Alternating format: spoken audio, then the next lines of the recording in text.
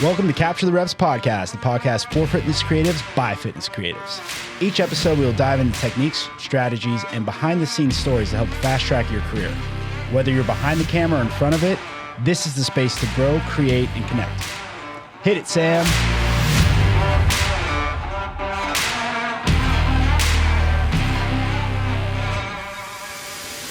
What a big get for the podcast, though. I know, I get to hang out with you. You're the get. No, we get to hang out all the time, but the audience No.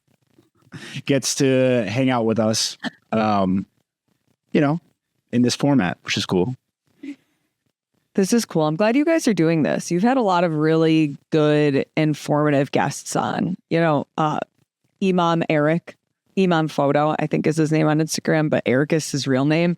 What a great story on how he got involved in this. Well, I was going to say, I think a lot of people found out what his last name is because on the episode graphic, we put his last name, and I don't think people necessarily knew what his last name was. So, fun fact. I think that is for a lot of creators I know that it's interesting because I'll talk to a lot of people on social media, Instagram, reacting to whether it's their Instagram post, story, what have you. And a lot of creators don't have their face as their profile picture. So then when you meet these people in real life and they're like, oh yeah, we've been talking all of the time. And I'm like, okay, remind me of the conversation. Oh yes, I know exactly who you are. I just don't know your Instagram name versus your real name and what you actually look like. Yeah. No, what always gets me is like you picture someone like to be a certain height and then you meet them in person and they're like either really tall or really short. And you're just like, wait, what? I thought you were like really tall. I thought you were really short, like crazy. It's happened to me a few times where I have to do like a double take and it's like, they like look at me funny. I'm like, I'm sorry. It's just the whole like, Zoom conversation type thing and all that kind of stuff. So. Yeah. I mean, that happens all the time when I'm with Sean Woodland and Tommy Marquez in person because they're both over 6 foot and I'm, just over 5'1". So I look like their little sister walking through Vendor Village and stuff with them as my fathers are, our big brothers are just these giants towering over me. But yeah, on a podcast, you all have just about the same amount of headroom. You only see, from the rib cage up. So you don't really know how tall people are until you see them off screen in real life. It's funny too, like with this podcast, and I know you're a seasoned vet in the game with this, but like I now have to be very conscious of like what outfit I've worn. So I don't wear the same outfit like on back-to-back podcasts. So people don't think I have like a non-existent closet, which to be fair, have you ever seen me not in a black shirt?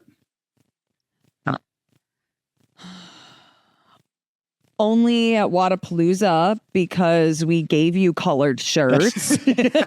Outside of that, no. Yeah, it's like the unofficial uniform, just the black shirt, because we're supposed to be behind the scenes. It works. Yeah. That's true.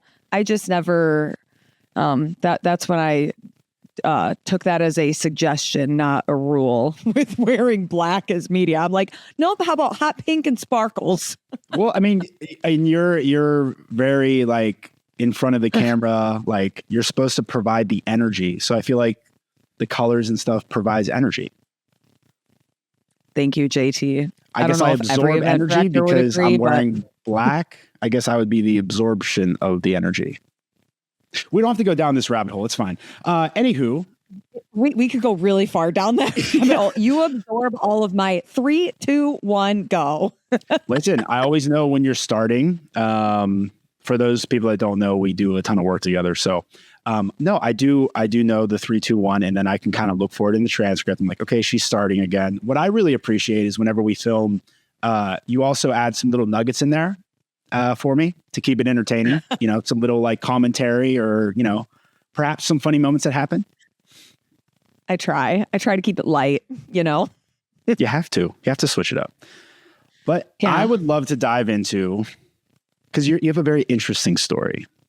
So I want to hear all about it, mostly for the people that don't know, because I'll be honest, I kind of know it, but would love for you to kind of give a background as to how you even got into this space as a whole, your professional career, even if you want to go into the whole newscaster action that you did too. Yeah.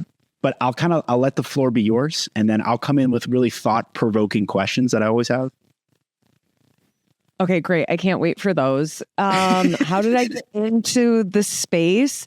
Sometimes I ask myself the same question, especially as I get jobs or gigs that might have been dream gigs to me. I have to take a moment to stop and pinch myself, like, how the heck did we get here? How did we convince people that we could do the job? So I did get what I would consider like classically trained. You know, I went to school for sports broadcasting. I got this, what I thought, great degree. I'm going to go be a newscaster and I'm going to work for the network. And at first, you know, while I say I wanted to work into sports, I also really was passionate about news. And, you know, I grew up watching the Today Show and back before, you know, Matt Lauer, and we heard all of the things and gross things that he did. But Katie Couric and Matt Lauer were kind of my heroes from afar. I grew up watching them. I'm like, wow, what a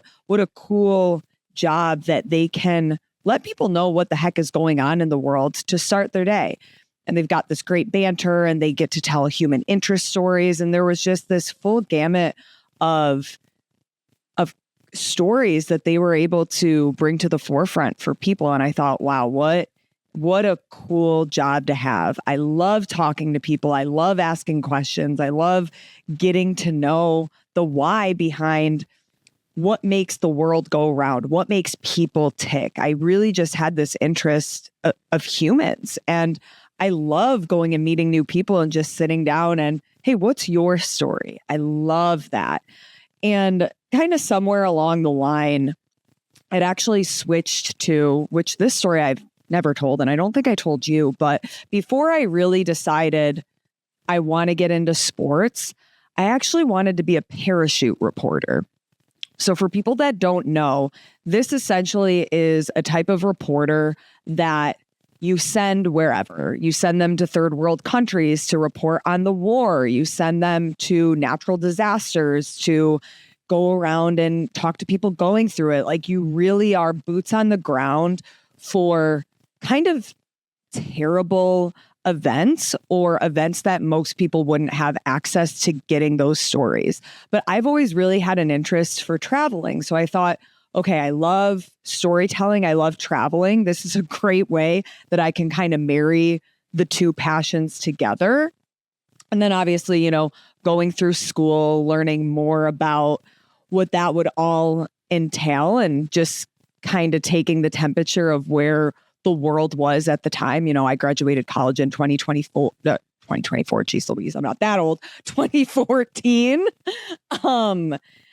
I just decided, you know what, maybe down my career, that's what I'm interested in. But for now, I think either the big dream goal is working for the Today Show or Good Morning America, or maybe sports. Sports was always this kind of like passion that was in the back of my head. I always played sports. I was on the college dance teams, things like that. But the reason why I didn't go full into sports was when I went to apply for jobs out of college, there just weren't as many available as just a generic, you know, news job.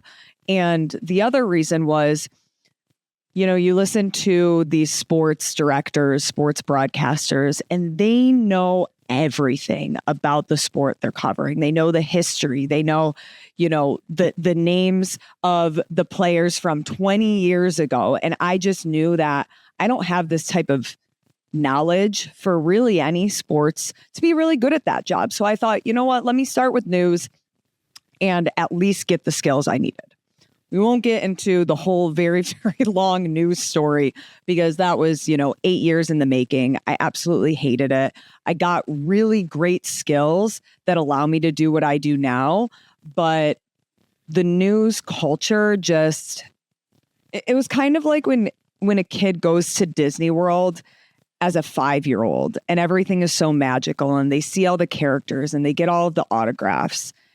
And then you go back 10 years later at the age 15 and you think, oh, it really isn't that magical. These people are just going to work for a job. Their job happens to be being Cinderella or Prince Charming, and they're entertainers. And that was kind of my experience in news. I had these rose-colored glasses on thinking, oh my gosh, this is the dream job. This is going to be amazing. I get to do what I love. And, you get a month in, maybe not even a month, maybe one day. And a news anchor told me, oh, you're so happy. Congratulations on getting a job here. But news is like the Hunger Games. It's survival of the fittest, and nobody looks out for each other in here. And that was a punch to the gut, because I very much was getting into news because I love people, because I want to learn about people. And hearing from somebody on the inside telling me that it's basically all fake and that nobody actually enjoys this job, it was kind of the beginning of the end. And then 8 years later was finally the end, where I couldn't do it anymore. I was already involved with CrossFit in the sense that I was doing CrossFit at an affiliate. And in my head at that time, I thought, man, the dream job would be to be a broadcaster for CrossFit. The sport isn't that old. I've consumed every single podcast. I've read every single article. And I do feel like I actually have the knowledge to be good at this. So I got out of news in 2021. I was unemployed for about a month. I got, a very much part-time job at my local affiliate, giving tours to people who were potential customers, coaching a couple classes, helping out with their social media.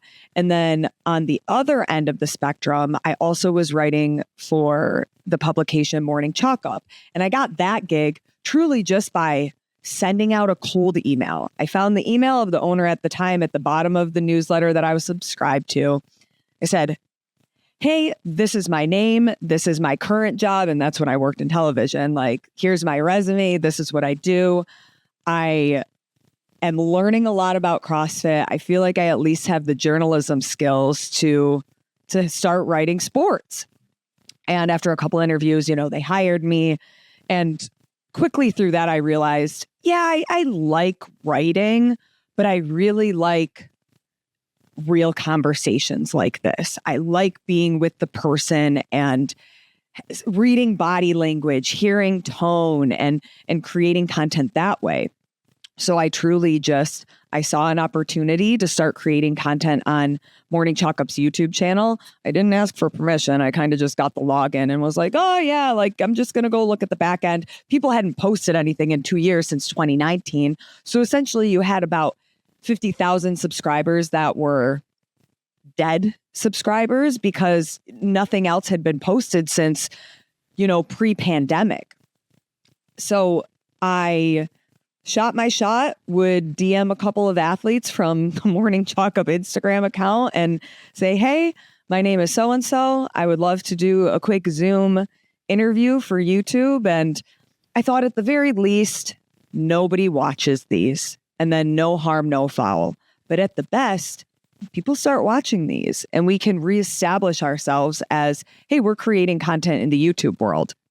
Well, lucky for me, that's what happened. People started consuming the content. People wanted more of the content.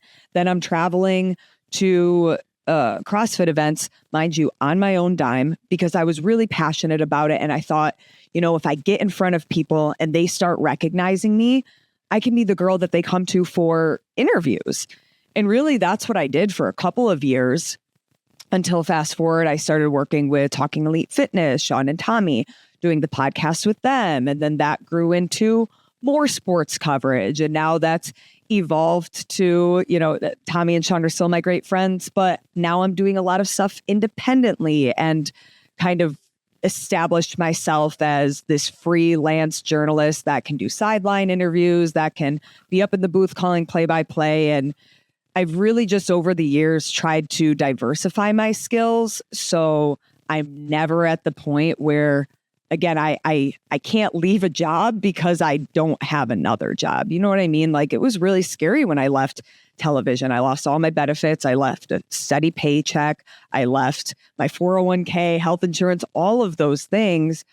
But when I look back now, in my head, I'm like, why did I wait so long? Why didn't I just do this before I gave 8 years of my life? However, all of the skills I've developed, I really do attribute to working in local television. Yeah. Sorry, that was a really long story. How did we get here? I think it's great for people to hear because there's a couple different themes in there that are really important for people to hear. And I think the first thing is that the fact that you took charge of your career, right? You took ownership. Like you could have, and you were alluding to it there at the end, you could have just stayed, and become that newscaster that was talking to you about how the industry is to the next person that was coming up, and have that same type of conversation. Or you could take that as advice, try to find a new path, create a new path if it doesn't exist, and, be a trailblazer in that. Because I think a lot of people that do what we do and do the other things that we do, whether it's photographer, videographer, et cetera, there is that idea of, well, I'm just going to wait until the opportunity is presented to me. Like I'm going to continue to work hard and I'm just going to wait. I'm going to post out my work. But really you have to take that next step of, you have to do all those baseline things of like creating good work and putting out good work. But you also have to take initiative to reach out to those opportunities that you want and to take that next step. I mean, it's the same thing that, Eric did and other guests that we've had on. Is like, you have to take that next step, even if it is scary. Yeah. And it's interesting because nobody ever really told me to do that. Yes, I do come from two business owners. My mom owns a dance studio and my father owns a law firm. And yes, they certainly inspired me, but it was a different time for them. Their paths were a little bit different, but it truly just felt like my back is against the wall. If I continue in television, I have to sign another 3-year contract. If I break that 3-year contract, I then am going to owe, at the time at the news station, I think I left and I was making, $50,000 before taxes. Mind you, working every single holiday, every weekend. Like it was not a cushy job. And I started making $24,000 before taxes. So just like the money itself, like it should deter anybody from being a newscaster unless you stay there forever and then can make a livable wage. But I thought, okay, I can continue this job where I do have steady income, not good income, but a steady income. I cannot leave for at least 3 years until this contract is over. What is my life going to look like now that I'm in my 30s? I want to have more predictability with things. I want to start saving. I want to go travel. There's a lot that I want to do in life. And when I made my pros and cons list, and I very much do that when I have to make hard decisions or decisions that are important to a bigger outcome, it just, the writing was on the wall. It just wasn't the life I wanted to build for myself. So I had to start emailing people. I had to fight for my life. I have a mortgage. I have dogs. And sure, I could have asked for help, but I, in that sense, I am a little bit too prideful that no, I'm an adult. I've put myself in this situation and I need to figure out how to survive on my own. Yeah. It's not making excuses, right? It's not being complacent. It's not making excuses and all of those things. Because I think a lot of the times too, like it's very easy to be like, blame others for the circumstances. Like, oh, I didn't get that gig. Well, that's probably because the other people that applied were, better than me, or not taking ownership of yourself and being able to be like, okay, I need to get better, or I need to do this, that, and the other. Well, and even that's really hard. And those are still conversations I have because in broadcast, there's really only one person for each job, right? So if you look at a CrossFit broadcast, typically, unless this is a big broadcast with multiple shows, so again, not in CrossFit and other sports, there's one person that does play-by-play. There's one person that's the color analyst. I would never be considered for that part. That's just not the role I hold. There's one person as a sideline reporter. okay, so I have the skills for 2 of those 3 jobs, but I really don't want the sideline reporter role. I want the play-by-play role. That is what scratches my itch and where my professional goals are. So when you see other people getting jobs, I mean, there's so many variables, but you can take it really personal. I know maybe a year ago, I was texting one of my friends who's in the industry, and I'm like, man, they hired me last year. They didn't hire me this year. Did I do a bad job? Why didn't I get it? Like, is this person really better than me? You go through all of the scenarios, and I would really encourage, if anybody else is in that situation, 9 times out of 10, it's not personal. It could do with a relationship they have with that other person. It could do with maybe they are actually better than you. And that is time to self-reflect and then hone in your skills. But it could be, okay, who's in the booth? Maybe they do want to have a balance of male and female, or a balance of, okay, from this country, that country. There's so many things that go into it that if you take it personal every single time, you're just going to be miserable. And there are other opportunities out there. You just have to look, and you have to continue to refine your skills, make connections, and not get discouraged just because you're not maybe progressing in a linear way, right? People talk about it all the time with weight loss. The scale is here, and then it's here, and then it's here, and then it's here, and then it's here, and then it's here. And you see, it's never just a straight line or a straight line. You have highs and lows. It's like a valley. And especially being a freelance journalist, yeah, I have great years professionally and financially. And I have years that I'm banging my head against the wall and I'm like, wait, should I still be doing this? But you just have to stick the course. And sometimes you have to alter it a little. But if you do believe in yourself and you believe in that passion and still are invested in it that way, you just have to keep going. Yeah. And there's a lot of I can think of a couple examples of myself of like, you know, I had a gig or whatever, and then next year comes around and they go in a different direction. To your point, it could have been, you know, they could have had a little cousin or a nephew that all of a sudden, you know, bought a camera and now they're like utilizing a camera now, and they're like, hey, let's give them a shot kind of thing. So yeah, there's so many variables and things like that. And there's so many opportunities though at the same time too. It's like literally in the creative space, like we could walk into any type of like business park and sell our services, right? It's just, there's endless possibilities. When you're evaluating, because I want to go back to that pros and cons list, like what questions are you asking yourself? What questions are you asking of the business in order to create that? Because I think it would be helpful for people to hear if they are looking for a new opportunity or maybe the next opportunity, like what should they be thinking about in that decision-making process? Yeah. So the metrics that I'm looking at are, is it a job that interests me? Is it a role that is going to help me reach my professional goals?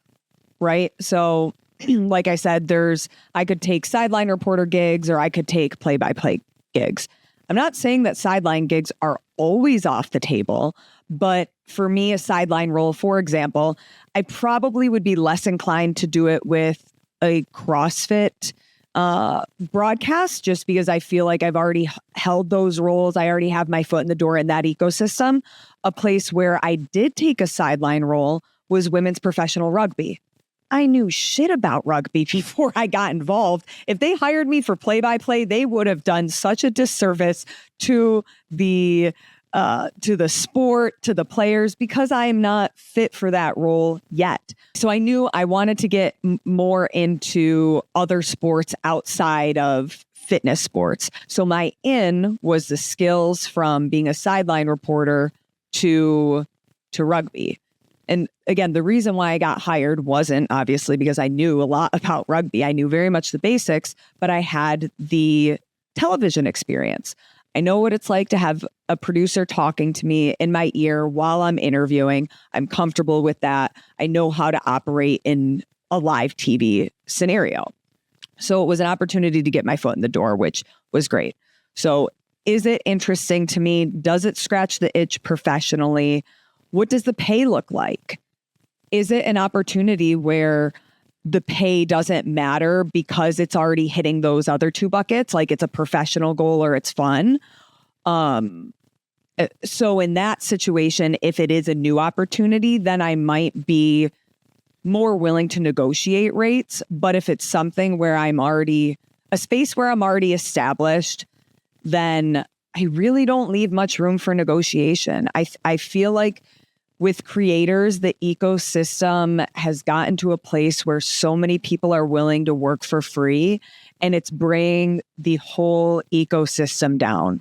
More people need to stand their ground. And I get it. We all need to get our foot in the door. I get it. I've been there. I've done jobs for free before, but I think that everybody should give themselves like some guidelines here. Okay, I'm new in the ecosystem. I'm going to take X amount of opportunities to be a volunteer. I'm going to do this many gigs where this is my rate. And then, or like for 1 year to get my experience, this is my rate. Then the next year, I'm going to ask for the rate that actually should be my rate based on my experience, based on what other people are charging. And I just feel like so many people are scared to talk about rates and pays, and it makes it hard for people. I encourage, if anybody out there is in broadcast, sideline reporter, play-by-play, I'm not going to talk about it here because I know what will happen with the internet, but shoot me a DM. I will happily jump on a call and talk about rates transparently with people. And I think everybody kind of needs that person or those people to talk about that, because we do have to pay our bills. We do want to make this a full-time career, or some people do. And the only way you can do that is if you're getting paid for the job. Nobody is going to go ask their surgeon, hey, can you do this procedure for free? Or how about we do it for half price? You know, like, I get it. We're not surgeons here, but it's still a service. Yeah. So those are really like the three major metrics that I look at. And I guess like a fourth metric is, what do I already have in my schedule? How many consecutive weeks am I traveling? And I mean, there was 1 year that I had 10 consecutive weekends that I was at events and not at home. And by the fourth, I sat on an airplane and I cried. I hysterically cried. I put my mask on, my sleep mask. I put my headphones on, hood up, and I cried because I felt burnt out. I felt like, oh my God, I'm not even at the halfway mark. And I don't feel like I'm going to be able to provide what these people are now paying for because I feel so burnt out. I sucked it up and I did, but I'll never put myself in that scenario again. You need a little bit of a break. For me, it's like, okay, if I'm working 3 consecutive weekends, I can't be the fourth. I need to have a little bit of time off before I can recharge my battery and go again. And it's like in the ability to say no to an opportunity if if it financially doesn't make sense, knowing that there are other opportunities. Like there are plenty different, if you're going the competition route, there's plenty of different competitions you can pop up to if like this one competition doesn't work out. If you're like me and you want to kind of stay local because you got a kid now, like then you got to consider that. So everyone's situation's a little bit different with all of that, but definitely know your worth. Because I can get lost in the sauce a little bit too much. Yeah, and you make a good point. It is scary. I just lost out on a gig because this group reached out to me. They said, "We love your work. We'd really love to have you doing X, Y, and Z. Yada yada yada yada. What are your rates?" Typically, I do like to jump on a call before just giving people my rates, but I did have some rapport with this person, so I was like, oh, whatever. And you have a rapport with somebody, really? I would never guess that. Honestly, so like for those that don't know, if you ever go to an event with Lauren and you're walking around, you just got to add like 20 to 15 minutes buffer. If you're like running to an event, because she's going to invariably run into like, I don't know, 30 people that know her, and they're going to stop and have a conversation. So it's always really entertaining. Cause like I feel like you just know everyone. Like, You gotta have buffer time to get from we'll point like A to point walking, B. you'll like say hi to like a medical person. I'm like, geez, like, is there anyone that, is there any like avenue or any person you don't know? Like, it's crazy. You see a lot of the same people at these events, so it's always like a big family reunion with people. So yeah, you can get very much sidetracked. Well, it's like a Midwest grocery store. Like if you go to a small town grocery store, invariably you're about to run into every single person, and your grocery run, instead of it being like a nice little tight 30 minutes, which by the way I try to do. I have Sav itemize out the grocery list based off of what aisle things are in. It's fantastic. I would highly suggest it. Anywho, whenever you go to like a grocery store, it's going to be at least an hour and a half, 2 hours, because you're going to run into like your old school teacher. You're going to run into your basketball coach. You're going to run into your best friend. You're going to run into like 5 other people that know you. You probably will run into that one person that you don't necessarily want to run into. That always happens to me too. And you're dodging aisles. Yeah. Yeah. You're like, oh, I've always wanted frozen pizza. Like, yeah. Right. Where is this person not going to go? That's the aisle I'm going to be in. Yeah, no, exactly. But yeah, no, those are all important themes and things that people definitely shouldn't lose sight of, for sure. So, yeah. As far as like what you have, because like you have a lot of things going on at a given time. Your evaluation process with that, like, how do you know what opportunity? I guess I already asked that. Never mind. I'm trying to think of a good transitional statement here. This is where that's okay. I do that all the time too. Well, this is where I usually like filibuster and I'll like keep talking. But the filibuster was supposed to be us having that joke exchange, was supposed to allow me to then think about where we want to go next in the conversation. Oh, however, yeah. And now I'm doing it again. I actually don't think that's okay. I don't think I even finished the thought. So this person that I had rapport with, asked me my rate. I sent it to the person and then I didn't hear back. I follow up with them and they're like, oh, like, unfortunately, your rate is out of our budget this time around. We went with somebody else strictly because they had a lower budget. And that feeling is such a punch to the gut, but it's the reality and it's what is going to happen. And you, like you said, you either have to maybe ask what the budget is first and figure out if your rates are within the budget, or you just have to be okay with walking away. And for a long time, I was not, because it felt like a loss and it felt as if, oh, optically, what are people going to think if they all of a sudden don't see me getting these gigs? I should just do it for cheaper because then, it's more reps, going to get better. And it's kind of this game that you play with your mind. But at the end of the day, I'm getting a lot of other great opportunities, and that door is not completely closed. Like I mentioned, me and this person do have a great rapport. It just didn't work out this time. And as silly as it sounds, I actually have an email into and forgive me, I don't actually know what the title is, but like the National Federation for Table Tennis could be a new sport that I'm covering, which again sounds totally random. But that's kind of how my life is. I like to be involved with, obviously, fitness sports, but I am trying to get involved with some other sports too and get reps in different ways. And you truly never know what kind of doors are going to be open just because another opportunity didn't work out. So you have to have a little bit of peace in knowing that, which is hard. Yeah. Also, table tennis is very electric. I don't know if you've seen clips in your research. Yeah, but and they have a broadcast. I was like, all right, I can learn this. Yeah. I mean, it's fun, but looking at yourself and your personal brand, because I think a lot of people that do what we do all the associated things. Like, I don't feel like a lot of people have a strong personal brand or, take the time to build one. So I'd love to hear like your experience and your evolution, with that and how that's allowed you to, get some more gigs, but also just allowed you to have greater reach with people. I never really wanted to be a business owner, and the mission really was, and I guess I'm not a business owner because I'm a business of one. So again, Well, you have freelancer. the LLC, so I feel like you are a business owner. I do. And you are my consistent contractor under the payroll, right? Yes. Thanks for paying your invoice. I appreciate it. Yes. We got that all squared away before this, so you didn't have to out me. Lauren doesn't pay her people. We can't have that. We can't have that, especially as I'm here saying, ask for what you deserve. Yeah.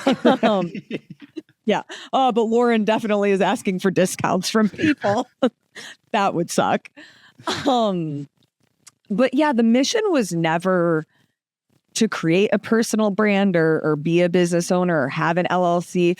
Really, my mission was just build the life that gives me the freedom to do what I want and to do things that make me proud and surround myself with people that I can have creative conversations with, and I can have deeper conversations with, and talk about things that are of interest. And like I said, I love traveling, and this career that I have allows me to travel a lot, maybe more than I originally would have wished for. But I'm so grateful for the life that I created, and I'm the conductor.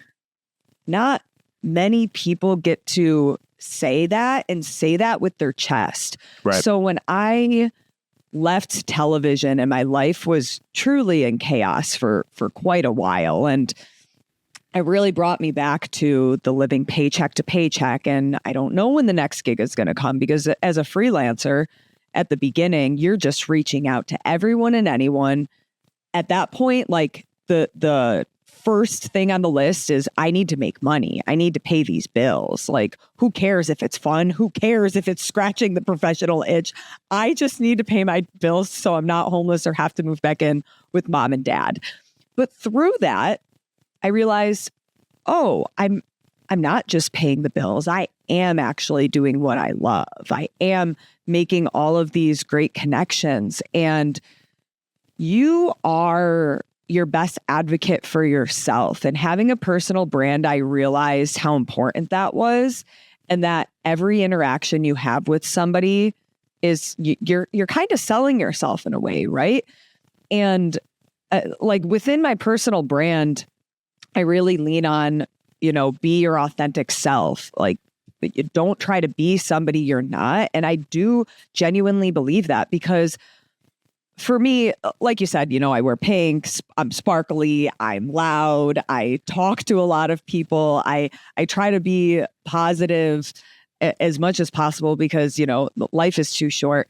But if then people were to meet me and see, oh, Lauren is miserable, she hates the color pink, everything that, right, like she doesn't like sparkles, she hates people. Like, if I wasn't actually authentically myself, that would be a really hard brand to have to keep up.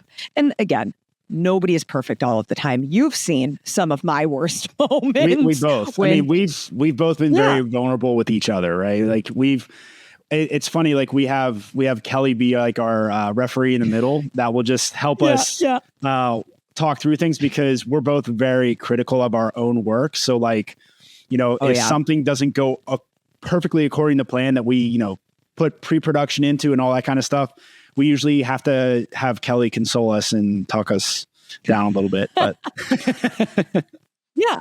And I think even day one, Wadapalooza, everything was going, you could say, not according to plan. And I kind of lost my crap in the media room. I walked in and I was like, I'm so sick of this. I'm done. This is the last event I'm doing. I was very dramatic. Safe space, though. Safe space in the media pit. So media room. It was right, because everybody has felt that way one time or another. And a couple hours go by, and I think for a couple people that were in there, I was like, hey, I'm sorry for being like the negative person in here. I'm sorry for, whatever. We all love it. We're all in there. Everybody's kind of in up to their ankles in shit, just trying to like sludge through or together. Sands in that case. Yeah. A lot of sands. Or sand in that case. But yeah, I don't really know where I was going with this, but you just, regardless of who you are and your personality and what type of brand you're trying to build, be authentic to yourself. Don't, like, if you're not a super bubbly person, don't be like that.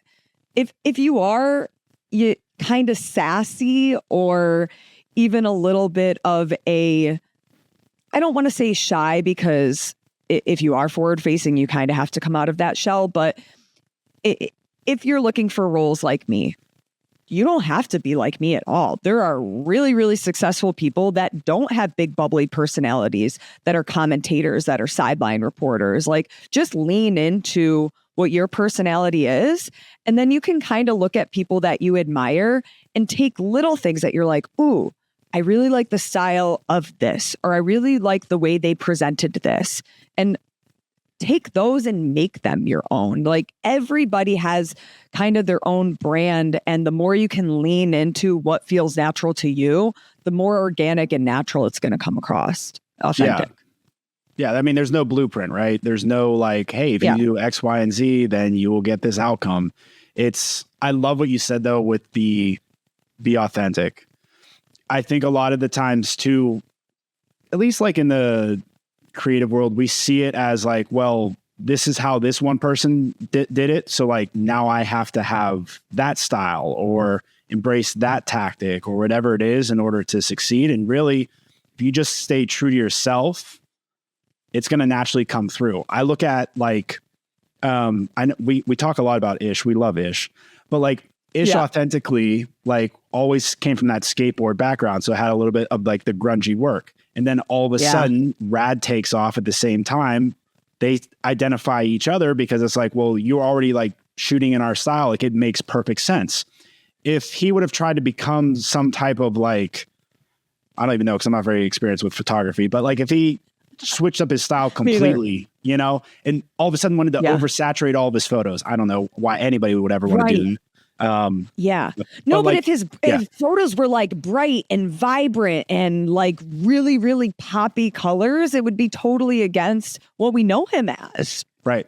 And then that would affect any of the, you know, people that he currently works with. It's the same type of deal. Like, people know, like, generally my style is typically there's a little bit of more of an audio portion, a little bit more rough around the edges. It's not going to be a very like crazy highlighty perfect visual type style. Like, that's not my style. So like, if you work with me, you kind of understand that like I'm going to be more of like just documenting what exactly happens as opposed to like do these crazy things. And I think me embracing that style has led to, you know, really good opportunities. And it's also kept me from trying to reach to other opportunities that wouldn't make sense for me or wouldn't be a good fit. And it would just be like a financial gain, which, as we both know, if you just do something like for a financial gain, typically doesn't go always like perfect for you, you know? No, because then you're just chasing money, and then you get further and further from chasing the things you enjoy doing, right? And you make a great point with the staying true to your style, because I think it's even funny when you think, oh, I'm the commentator for tactical games, a shooting and fitness sport that very much you go to these ranges and everybody is in tactical wear or they are in very neutral colors, but I still show up in pink. I still show up with my lipstick. I still show up exactly how I am.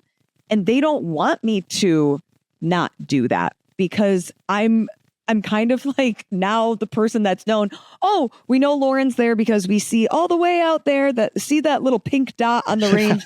That's Lauren. She's got her microphone. She's got her camera. You can always pick her out in this sea of very neutral colors. But I very much could have been a chameleon and, oh, okay, now I'm working in this space where maybe my aesthetic isn't the common aesthetic, but that wouldn't feel natural to me. And not to say that that would change the way that I deliver or present, but I feel my best when I'm in my bright colors for whatever reason. It's like, ooh, look good, feel good. Wear pink, feel pink, feel bright, feel yourself. And if they had ever said, you know what, we want you wearing only greens and blacks and browns, it probably, people would have thought in some capacity, okay, this doesn't feel real. It doesn't feel authentic to what we know of Lauren as her brand.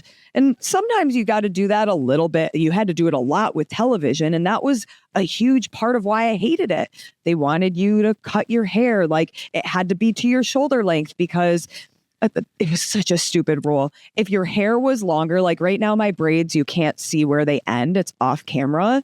And they said that that's confusing to the viewer because they don't know where your hair ends. So your hair would always, but yeah, I'm glad you clarified that. Thank you. Yes. So your hair had to be, yeah, well, we're really going down the weeds now or off the rails. Your hair had to be just short enough where the viewer could see the ends of it. So I very much don't like to be told what to wear or how to put my hair or makeup. And I'm grateful that the spaces that I work in now don't make me fit in a box they've already created. No, it's beautiful. Yeah, that's the way to do it for sure. I mean, I typically am the opposite. I wear very neutral and not bold colors, but that's who I am. So, but that's why when I see you wearing neon colored sneakers, I'm like, oh, JT, what we doing today? What's going on? It's literally so funny. Like I've worn those, you know, in Magna, right? A few times. Yeah. And like, I always get at least one person make a comment. I'm like, yep, you know, yeah. Those are Wadapalooza sneakers. Yeah, the Wadapalooza sneakers. We also, you know, we have the bright orange and the bright yellow. So I feel like they make me faster though, for whatever reason, you know? Oh, I tell everybody that bright colors and sparkles make you at least 10% faster or lift at least 10% more, which is a lot. Well, I'm hoping dad strength kicks in eventually, you know, because I would like to lift a little. Yeah. I don't know. You should go talk to Travis Mayer. He's learned all about dad strength. How many kids does he have now? 10? Who knows? I don't know. I would love to talk to him. Yeah. Do some filming for him. Head down to Georgia. Never been. Oh, so yeah. Check that off the list. All the things that you're doing now, do you want to talk about tactical games, all the fun things you're doing with them? Oh, tactical games. It's been so much fun. And again, just shooting a cold email. That is how I got that gig. I saw that there were a couple of CrossFitters doing tactical games. And ironically enough, I interviewed the old owner of tactical games, you know, back in early 2023. Because when talking Elite Fitness, Sean and Tommy were still in studio. And we were trying to diversify with some other, you know, fitness sports. And, you know, Sean was doing Olympic weightlifting. Tommy, maybe he was starting to do some high rock stuff. And I was doing tactical games. So I had interviewed the owner at the time. And then for whatever reason, the CrossFit season started. All of that went to the wayside. And we're like, never mind. We're just going to focus on CrossFit, whatever. But it was something that kind of still sat in the back of my mind, thinking, this is interesting. Maybe I do want to go down the rabbit hole. And if we're not doing it through TEF, maybe this is just something that, like, as an independent contractor, I go down. So I remessaged the guy who owned the company at the time that I interviewed him. And he was like, oh, hey, great to hear from you. I actually sold the company to this guy, Nick and Amanda. Here's their contact info. So I shoot them an email. I introduce myself. They respond with, hey, yeah, like we know you from the CrossFit space, but, you know, tactical games is a really niche sport. And truthfully, we just don't know that you have the knowledge for the shooting side of it to do the job you're saying you want to do. And I rebuttal. Apparently, I woke up and I had, how censored is this podcast? You can go off. Yeah. You have to be authentic. I woke up, authenticity. It always comes back to that. Yeah. I woke up and JT, I had some big old balls that day. I was like, here is my CEO man, big swinging penis coming on in. And I'm going to reply and say, yeah, I don't know much now, but I promise if you hire me, I will know what I need to know to get the job done. And they were convinced. So I read the rule book. I consumed every single video on YouTube, on Instagram. I found Jacob Hepner's YouTube page. I found Margot Alvarez had done a tactical games YouTube bit at the time. I found every bit of information possible that I could consume so that I didn't show up, because mind you, the event they were hiring me for wasn't just a regional event. It was their national championship. So basically like getting hired to do the CrossFit games without doing open announcements, Right. semifinals, etc. So, okay, I need to show up and I need to not embarrass myself. And I will not let that happen. If I embarrass myself, it's always something stupid. But for something like this, I was not going to let that happen. So I show up, I do my interviews, I ask every single question that now, if I should have made a list because they were dumb questions, like not as dumb as this, but essentially, what is a magazine for a gun? Where does that go? Where's the trigger on the gun? Like I'd shot a couple times with ex-boyfriends, but I didn't grow up hunting. I didn't grow up around guns. So I very much really didn't understand the shooting side of the sport. So I show up, ask a lot of questions, do my dang best. And I was so grateful for that opportunity because truly at that time, to understand how the sport worked, you had to go see it. There wasn't these full stage walkthroughs where you saw the flow of it. So it very much was a great opportunity for me to learn on the fly, make a lot of connections, ask the dumb questions right off the get-go. And from then on, they've hired me for the entire season. This is my season 3 that I'm with them as like their full-time commentator. And, you know, that relationship has grown. And at Nationals, we had a live broadcast for the first time. And, you know, once we get halfway through the season, we're hoping to bring that back again. And we'll definitely have it at Nationals. And it's all of these unforeseeable doors that have opened and opportunities that have presented themselves just by sending a cold email and advocating for myself. I could have just stopped that email interaction after they said, you know, we don't think you know enough, like, have a nice day. But I was like, no, I'm going to prove, not necessarily to them, but I'm going to prove to myself that I can do this and I can do hard things and I can learn on the fly and I can be a great presenter, even if I don't have all of the knowledge yet. Yeah. And I think if you talk to any creative, like we do that all the time, like especially Chris had a really good example the other day of like, yeah, he was like doing a portrait shoot and he's like, I didn't know how to do a portrait shoot. So I was watching YouTube videos on the ride over to the portrait shoot, writing down a shot list of like what I actually want to get. I mean, that's everyone, but the ability to have the confidence in yourself and in your abilities to be able to pick up on all those things is incredible though. I mean, that's the one thing that separates, right? Because there's the person that will say yes to something, but then they don't do the research behind it and they just kind of like, you know, do like a average or below average job. And then there's the individual that, yeah, may not know all the specifics and the tactics and the skills required or like the terminology, et cetera. But that individual does endless amounts of research, looks up YouTube videos, talks to other people, does all of those things in order to make sure that whenever that first opportunity comes, they're ready to rock. And I think that's what separates a lot of people. There's that, you know, fork in the road kind of thing. Everybody has a day one. Nobody shows up on their first day and is an expert. And like you said, the difference is I'm a big advocate for do things before you're ready. But that comes with a caveat. Do things before you're ready, but don't show up unprepared.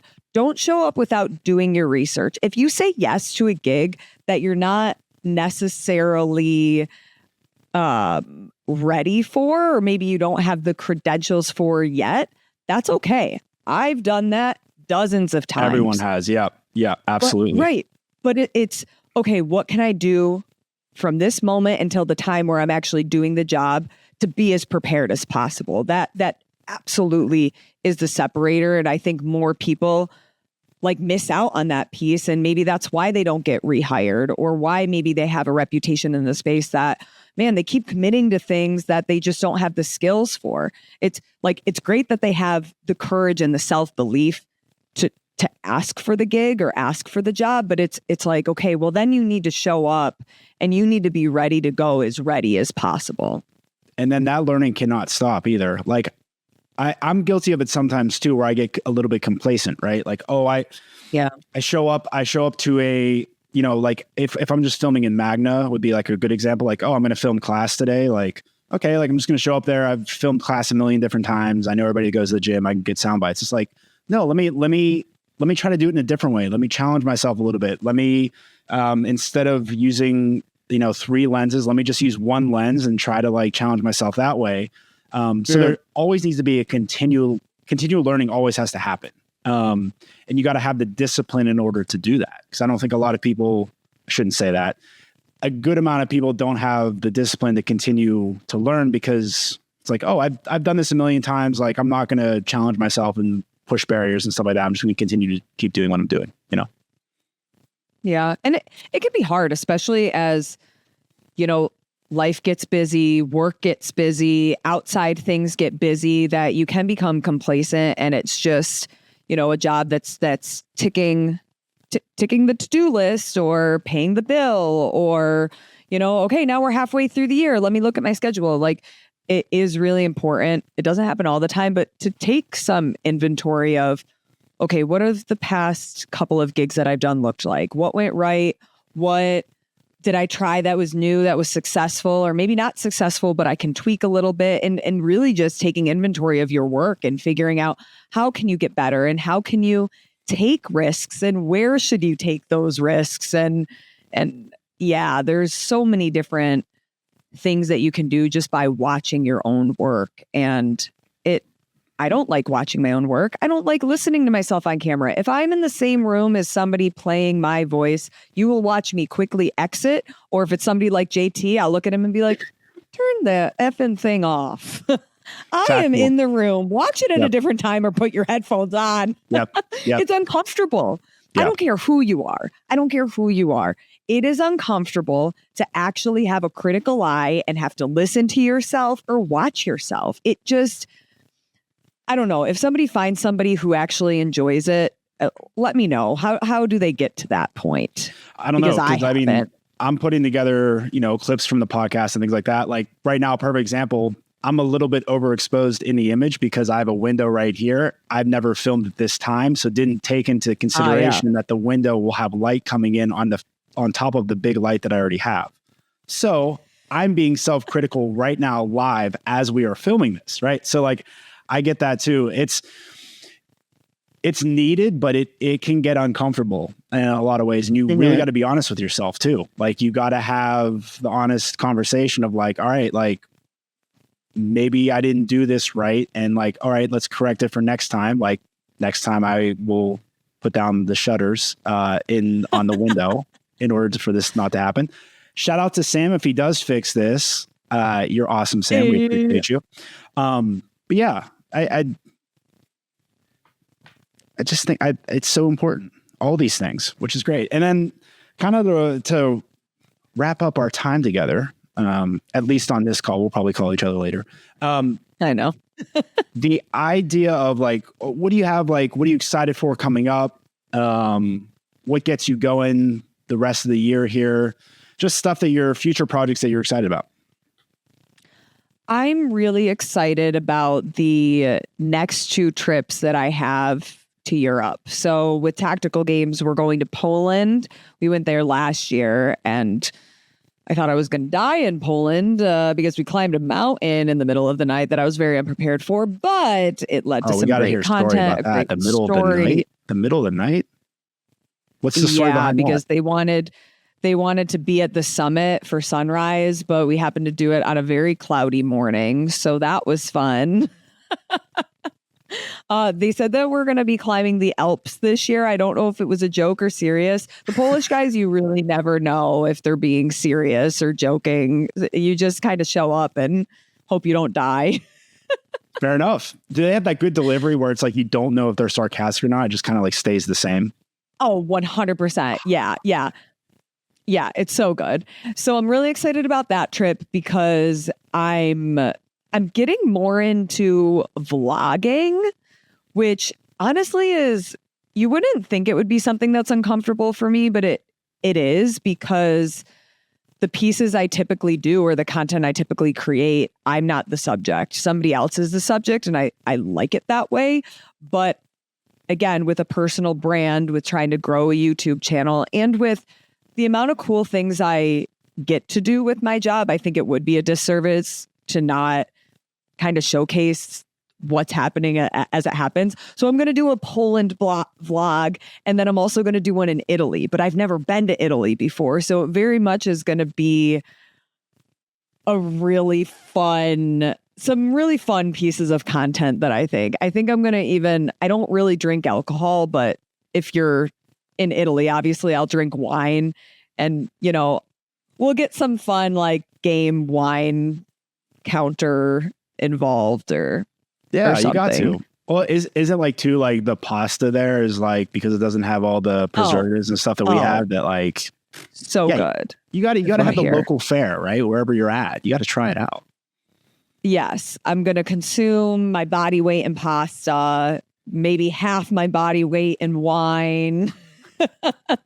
And I'll make sure that that's after the event so that, we're going to be in tip-top shape to do the coverage, and then the coverage is over and we'll take a little holiday to explore the vineyards and the pasta eating facilities. So I'm excited about those trips and little pieces of content that are a little less common from me that I'll be working on. Yeah, you can have fun with it, as you should. Yeah. Something new. And car ride confessions, where I have, the athletes in the car and I ask them a bunch of random questions. Those have been super fun for me. Like, I do wish that I could pump out more of those, but if anybody understood, JT understands more than anyone. Logistics. What a logistical nightmare it is to schedule games athletes. It's always before the competition. I try to get there, 2-3 days early, but scheduling them, making sure they commit to the schedule. And I get it. They're there for the competition. They're not there to sit in a car with me, but they're very fun segments, but logistically, probably the most complex thing. Oh yeah. Sure. Case in point, like in Miami, whenever there was it like construction or something, there was like a ton of traffic. So people were like trying to get to check-in, but the check-in, even though it was really, if you ever been to Miami, like it's not like there's all like all wide streets or anything like that. Like it's literally like everything is in walking distance, but yeah, people were just having a hard time. So there's like little things like that happen, or, your workout time shifts or your meal switches, or, all that kind of consideration. So yeah, it's very hectic. And then if you really want to have fun, you should look and see if you can, picture me and Kelly in the back seats of these things whenever we're trying to duck inside. I love that. Casually off to the right or the left. Yeah, that's fun. That was fun. In Miami, we had full cars almost every single time that we did one of those. Yeah. Just carpooling everyone. Had some good banter back and forth. There was a large amount of, what was it? Swedish, what was it? Cheez-It, Swedish Teddy Grahams? Teddy Grahams, thank you. Yeah, Hannah Black's Teddy Grahams. Those live rent free. They were the chocolate ones, and they were really freaking good. I'll never forget. We're just like in the car, and like everyone's kind of quiet, and you just hear the munch. And like, she's still going. She's still going on that box. Yeah, right? I think she ate the whole bag in the car. I loved it. Yeah. Powered by Teddy Grahams. I appreciate the time this morning, Lauren. This was good. I appreciate you, JT. It's always great to hang out. It is. So we'll see you on the next one. Okay. I'll see you at the next one. Yeah. That was supposed to be like my cool send-off thing. I don't have any. Oh, and I ruined it. Do it again. It's fine. No. We're going to keep all of this, and it's going to be great. And now it's going to be the send-off. And now it's going to fade out right here. Just going to...